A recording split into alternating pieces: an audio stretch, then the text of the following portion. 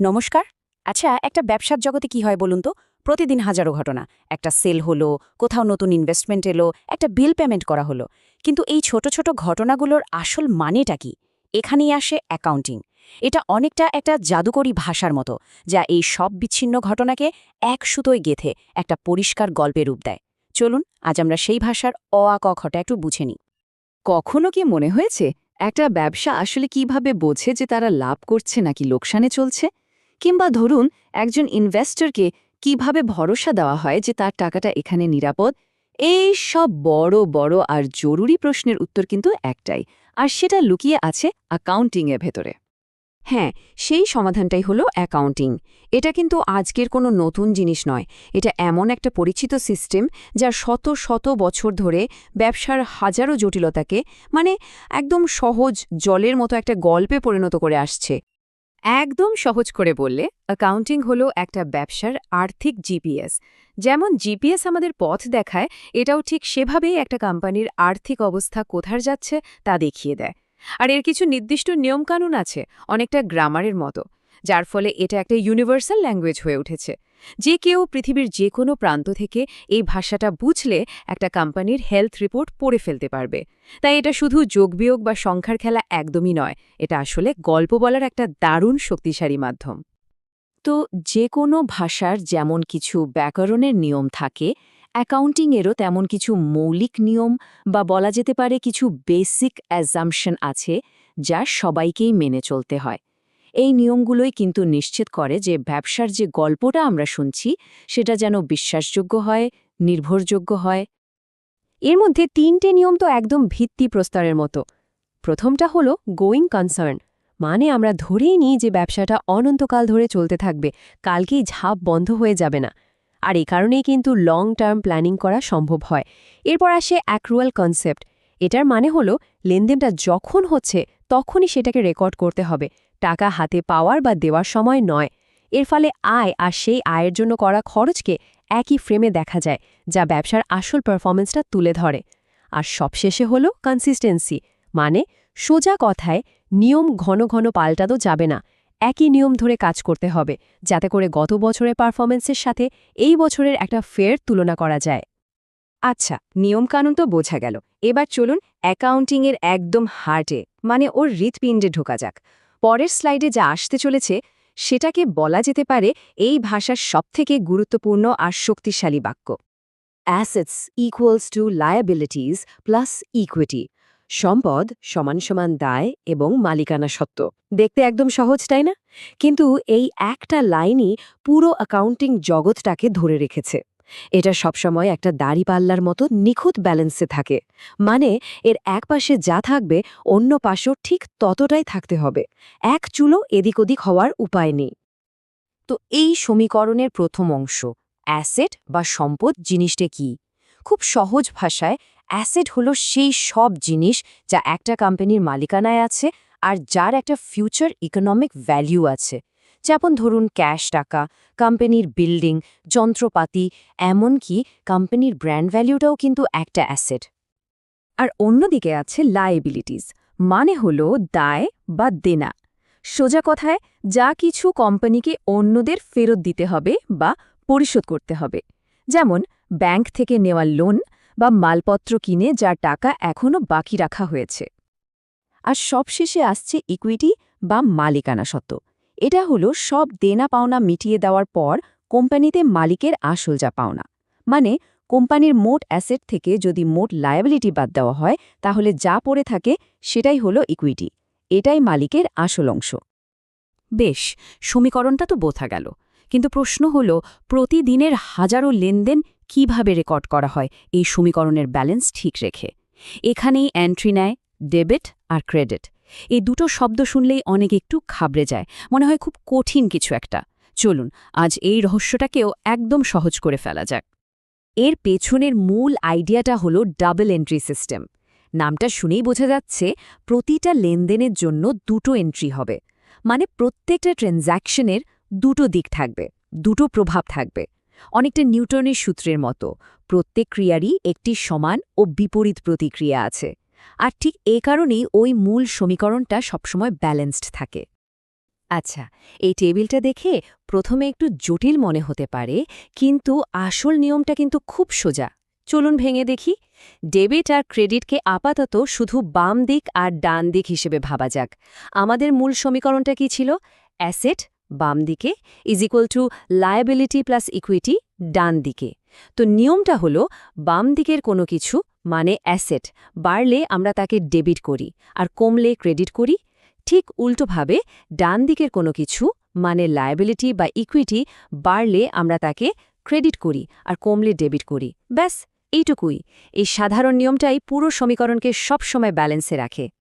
চলুন একটা একদম সহজ উদাহরণ দিয়ে ব্যাপারটা বুঝি। ধরুন একটা ব্যবসা 10,000 টাকা ক্যাশ দিয়ে কিছু ফার্নিচার কিনল। এখানে কি হলো? এখানে কিন্তু দুটো অ্যাসেট অ্যাকাউন্টে প্রভাব পড়ল। একদিকে ফার্নিচার নামের একটা অ্যাসেট বাড়ল, আর অন্যদিকে ক্যাশ নামের আরেকটা অ্যাসেট কমে গেল। আর দেখুন, অ্যাকাউন্টিং খাতায় এন্ট্রিটা ঠিক এই রকম দেখাবে। ফার্নিচার যেটা একটা অ্যাসেট এবং যেটা বেড়েছে সেটাকে আমরা ডেবিট করেছি, আর ক্যাশ সেটাও একটা অ্যাসেট কিন্তু সেটা কমে গেছে, তাই সেটাকে আমরা ক্রেডিট করেছি। একটা অ্যাসেট বাড়ল আর একটা কমল, মানে মোট প্রভাব কিন্তু শূন্য। আমাদের মূল সমীকরণটা একদম পারফেক্টলি ব্যালেন্সড। ওকে, তাহলে লেনদেন কিভাবে রেকর্ড করতে হয় তার মূল ব্যাপারটা আমরা ধরে ফেলেছি। এবার চলুন একটু জুম আউট করে দেখি, এই যে ছোট ছোট জার্নাল এন্ট্রি, এগুলো সব একসাথে জুড়ে গিয়ে কিভাবে একটা কোম্পানির পুরো আর্থিক চিত্রটা তৈরি করে। এই পুরো প্রক্রিয়াটাকেই বলা হয় অ্যাকাউন্টিং সাইকেল বা অ্যাকাউন্টিং চক্র। এটা একটা কন্টিনিউয়াস প্রসেস। এটা শুরু হয় একটা লেনদেনকে চেনা দিয়ে, তারপর সেটাকে জার্নালে রেকর্ড করা হয়, আর ধাপে ধাপে এগোতে এগোতে সব শেষে গিয়ে তৈরি হয় ফাইন্যান্সিয়াল স্টেটমেন্ট, যেমন ইনকাম স্টেটমেন্ট বা ব্যালেন্স শিট, যেগুলো কোম্পানির ফাইনাল রিপোর্ট কার্ড। আমরা তো অনেক টেকনিক্যাল ব্যাপার নিয়ে কথা বললাম, ডেবিট, ক্রেডিট, অ্যাসেট, লায়াবিলিটি, কিন্তু দিনের শেষে এর আসল গুরুত্বটা কোথায়? কেন এই নিয়মগুলো, এই পুরো প্রক্রিয়াটা এত ইম্পর্ট্যান্ট? কারণ আগেই যেমনটা বলছিলাম, এটা শুধু সংখ্যার হিসেব নিকেশ নয়।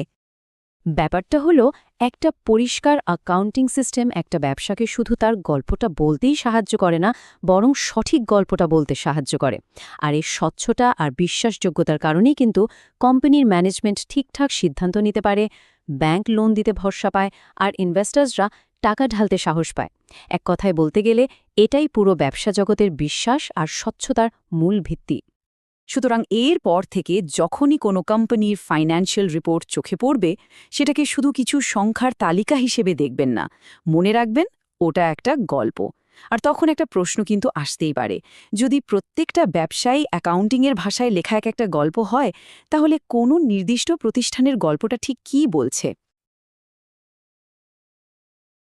আচ্ছা, ব্যবসা বলতে আমরা কি বুঝি? বড় বড় অফিস, ব্যস্ত মিটিং, নতুন প্রোডাক্ট লঞ্চ। কিন্তু এই সব কিছুর পেছনে একটা গোপন ভাষা কাজ করে, যে ভাষায় ব্যবসার হার্টবিট শোনা যায়। সেই ভাষাটাই হলো অ্যাকাউন্টিং বা হিসাবরক্ষণ। আজ আমরা এই ভাষায় রহস্য ভেদ করার চেষ্টা করব। আমাদের হাতে নেতাজি সুভাষ মুক্ত বিশ্ববিদ্যালয়ের একটি অসাধারণ পাঠ্যপুস্তক আছে, যা আমাদের গাইডের কাজ করবে। আমরা একটা কাল্পনিক কফি শপ, ধরুন নাম কফি কথা, তার জার্নিটা দেখব আর বোঝার চেষ্টা করব কিভাবে সামান্য কিছু নিয়মকানুন একটা ছোট ব্যবসাকেও বড় স্বপ্ন দেখার শক্তি যোগায়। গোপন ভাষা, এই তুলনাটা আমার খুব খুব পছন্দ হয়েছে। কারণ সত্যি বলতে অ্যাকাউন্টিংকে অনেকে বেশ ভয় পায়, মনে করে এটা শুধু সংখ্যা আর জটিল সব নিয়মের খেলা। কিন্তু আসলে এটা একটা গল্প বলার পদ্ধতি। কফি কথা নামে আমাদের এই কফি শপটা কি লাভ করছে? তার কি আরও একটা নতুন শাখা খোলার ক্ষমতা আছে? এই সব প্রশ্নের উত্তর সংখ্যা দিয়ে একটা গল্পের মতো করে বলে দেওয়াই হলো অ্যাকাউন্টিংয়ের কাজ। আজ আমরা সেই গল্পটা পড়ার চেষ্টা করব। তাহলে চলুন গল্পের প্রথম অধ্যায় থেকে শুরু করা যাক। হ্যাঁ, একদম। এই যে অ্যাকাউন্টিং, এই জিনিসটা ঠিক কি? মানে খুব সহজ করে যদি বলি, এটা কি শুধু টাকা পয়সার হিসেব রাখা? তার থেকে একটু বেশি। সহজ কথায় অ্যাকাউন্টিং হলো ব্যবসার টাকা পয়সার সব ঘটনাকে চেনা, টাকায় মাপা, ডায়েরির মতো লিখে রাখা এবং শেষে একটা রিপোর্ট কার্ড তৈরি করে সবাইকে জানানো যে ব্যবসাটা কেমন চলছে। এই সবাই কারা সেটাই কিন্তু আসল ব্যাপার। এদের আমরা বলি ব্যবহারকারী বা ইউজার। ইউজার মানে যারা এই রিপোর্ট কার্ডটা দেখে। ঠিক তাই। আর এরা দুই ধরনের হয়। প্রথমত অভ্যন্তরীণ বা ভেতরের লোক, যেমন ধরুন কফি কথার মালিক। তিনি রিপোর্ট দেখে ঠিক করবেন কফির দাম বাড়াতে হবে কিনা বা আরও একজন নতুন বারিস্তা নিয়োগ করা উচিত কিনা। আর দ্বিতীয়ত বাহ্যিক বা বাইরের লোক, যেমন ধরুন ব্যাংক। কফি কথার মালিক যদি দোকানটা বড় করার জন্য লোন চাইতে যান, ব্যাংক সবার আগে তার অ্যাকাউন্টিং রিপোর্ট দেখতে চাইবে দোকানটা আদৌ লাভের মুখ দেখছে কিনা, লোন শোধ করার ক্ষমতা আছে কিনা। তার মানে এই রিপোর্ট কার্ডটাই ঠিক করে দেবে কফি কথার ভবিষ্যৎ কি হবে। এখানেই তো বিষয়টার গুরুত্ব বোঝা যাচ্ছে। কিন্তু এই যে রিপোর্ট বানানো হয়, এটা তো নিশ্চয়ই যার যা ইচ্ছে মতো বানানো যায় না, কিছু নিয়ম তো মানতে হয়। অবশ্যই। আর এখানেই অ্যাকাউন্টিংয়ের সবচেয়ে আকর্ষণীয় দিকটা লুকিয়ে আছে। গোটা কয়েক সহজ কিন্তু খুব শক্তিশালী ধারণার উপর পুরো সিস্টেমটা দাঁড়িয়ে আছে। যেমন প্রথম এবং সবচেয়ে গুরুত্বপূর্ণ ধারণাটি হল business entity concept. Business entity concept মানে ব্যবসা আর তার মালিক দুটো আলাদা সত্তা। একদম। ভাবুন তো, যদি এই নিয়মটা না থাকতো তাহলে কি হতো? কফি কথার মালিক ব্যবসার টাকা দিয়ে নিজের জন্য একটা দামি গাড়ি কিনে ফেললেন, আর সেটা দোকানের খরচ বলে চালিয়ে দিলেন। তাহলে তো ব্যবসার হিসেবে গড়বড় হয়ে যাবে। ঠিক। এতে কি হবে? ব্যবসার হিসেব বলবে বিরাট লস হয়েছে, কারণ একটা গাড়ির দাম তো অনেক। ব্যাংক এই হিসেব দেখে ভাববে এই ব্যবসায় টাকা ঢালা মানেই জলে ফেলা। এই একটা ছোট্ট নিয়মই ব্যবসার স্বচ্ছতার প্রথম ধাপ, যা ছাড়া আজকে শেয়ার বাজারটাই হয়তো অচল হয়ে যেত। দারুণ ব্যাপার। তার মানে মালিকের ব্যক্তিগত খরচের সাথে ব্যবসার কোনো সম্পর্ক নেই। আচ্ছা, এর পরের শক্তিশালী ধারণাটা কি? এরপর আসছে ডুয়াল অ্যাসপেক্ট কনসেপ্ট। এর মূল কথা হল প্রতিটি আর্থিক ঘটনার দুটো দিক থাকে, একটা দেওয়া আর একটা নেওয়া। কিছুই শূন্য থেকে আসে না। এই ধারণার উপর ভিত্তি করেই অ্যাকাউন্টিংয়ের সেই বিখ্যাত সমীকরণটা তৈরি হয়েছে, সম্পদ ইকুয়াল টু দায় প্লাস মালিকানা সত্ত্ব, মানে assets equal to liabilities plus equity. এই সমীকরণটা আমাদের কফি কথার উদাহরণ দিয়ে একটু বুঝিয়ে দিলে কেমন হয়? খুব ভালো প্রশ্ন। ধরুন কফি কথার মালিক ব্যবসা শুরু করার জন্য নিজের পকেট থেকে 50,000 টাকা দিলেন। তাহলে কি হলো? ব্যবসার কাছে নগদ 50,000 টাকা এলো। এটা হলো ব্যবসার সম্পদ বা অ্যাসেট। একই সাথে এই টাকাটা যেহেতু মালিক দিয়েছেন, তাই ব্যবসার একটা দায় তৈরি হলো মালিকের প্রতি, যাকে বলে মালিকানার সত্ত্ব বা ইকুইটি। তাহলে সমীকরণটা দাঁড়ালো 50,000 মানে সম্পদ সমান সমান শূন্য বাইরের দায় যোগ 50,000 মালিকানা সত্ত্ব। দুই দিক মিলে গেল। আচ্ছা, আর যদি দোকানটা ব্যাংক থেকে ধরুন 30,000 টাকার লোন নেয়? তখনও সমীকরণটা মিলবে। ব্যবসার নগদ টাকা বেড়ে হলো 80,000, মানে 50 যোগ 30। আর বাইরের লোকের কাছে অর্থাৎ ব্যাংকের কাছে একটা দায় বা লায়াবিলিটি তৈরি হলো 30,000 টাকার। ও আচ্ছা। তখন সমীকরণটা হবে 80,000 মানে সম্পদ সমান সমান 30,000 দায় যোগ 50,000 মালিকানা সত্ত্ব। দেখুন, দুই দিক কিন্তু এখনও সমান। এই দাড়িপাল্লার মতো দুই দিককে সবসময় সমান রাখাই হলো অ্যাকাউন্টিংয়ের মূল ভিত্তি। দাঁড়ান, এখানে আমার একটা প্রশ্ন আছে।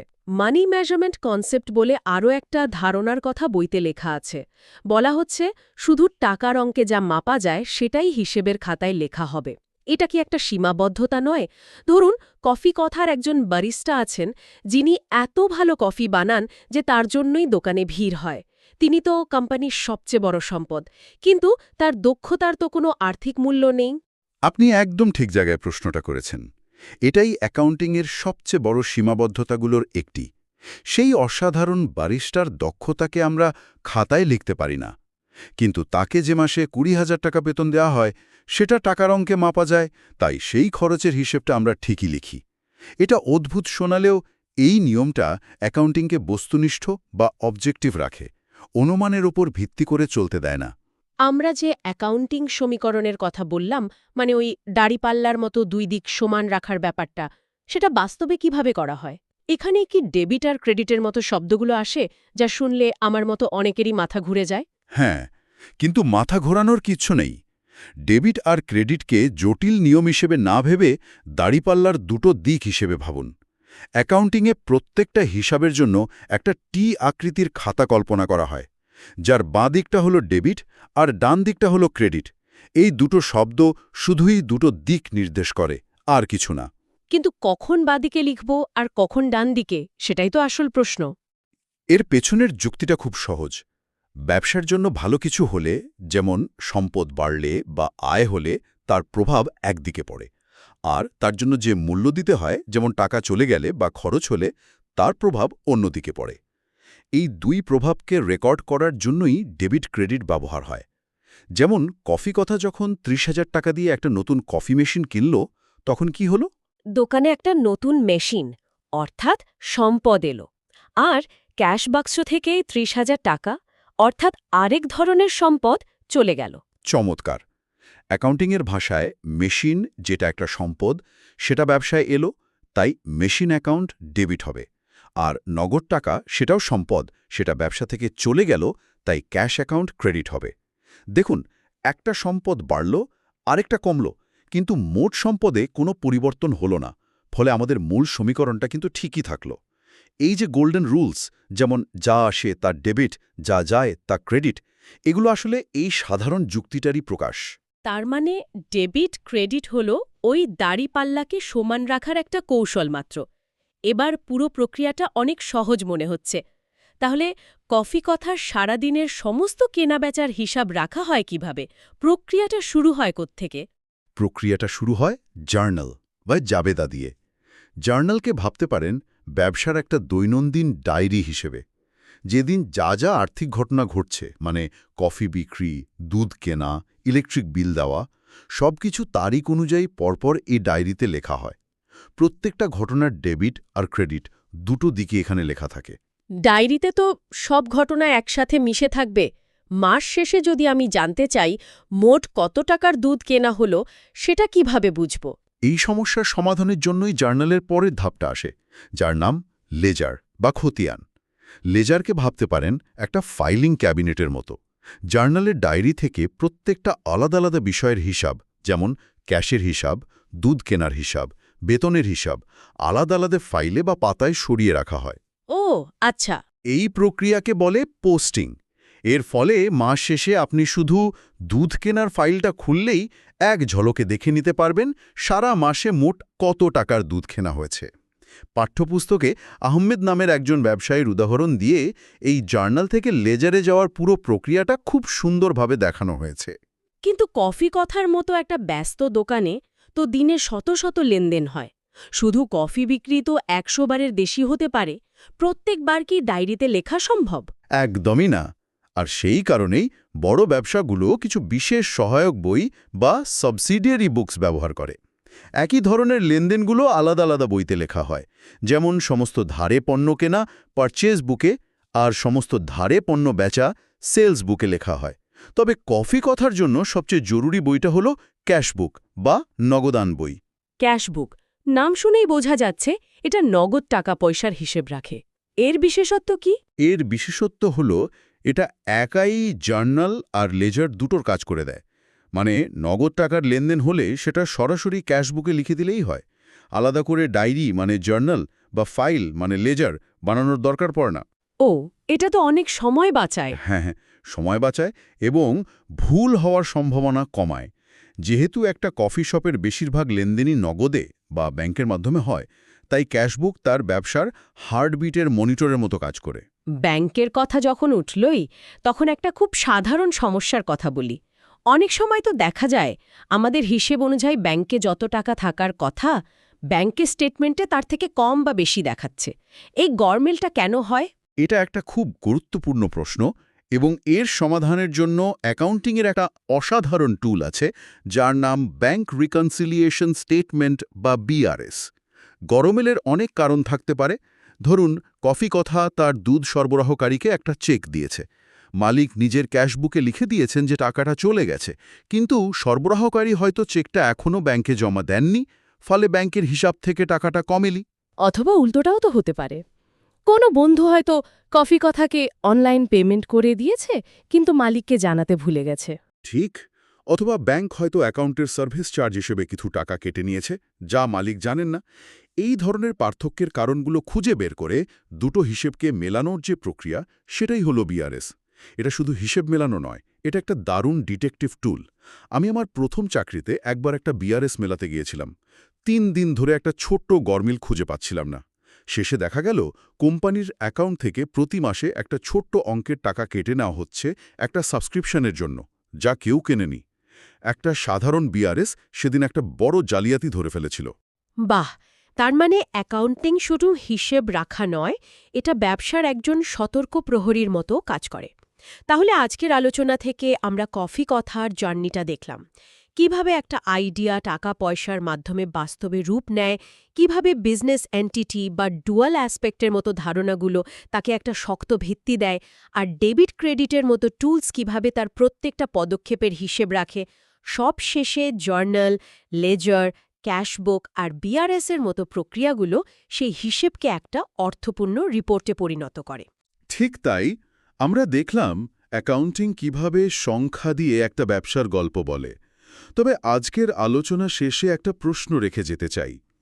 আমরা যে হাতে কলমে ডায়েরি লেখা মানে জার্নাল বা ফাইল সাজানোর মানে লেজারের কথা বললাম, আজকে ডিজিটাল যুগে তো এর বেশিরভাগটাই অ্যাকাউন্টিং সফটওয়্যার এক ক্লিকে করে দেয়। প্রশ্নটা হলো, এই স্বয়ংক্রিয়তার যুগেও কি কফি কথার মালিকের জন্য অ্যাকাউন্টিংয়ের এই ভেতরের যুক্তিগুলো, এই ভাষার ব্যাকরণটা বোঝা জরুরি, নাকি যন্ত্রের উপর সম্পূর্ণ ভরসা করলেই চলে? প্রতিটি লেনদেনের প্রভাব বোঝার যে গভীর উপলব্ধি, সফটওয়্যার কি আমাদের সেই অন্তর্দৃষ্টি থেকে দূরে সরিয়ে দিচ্ছে?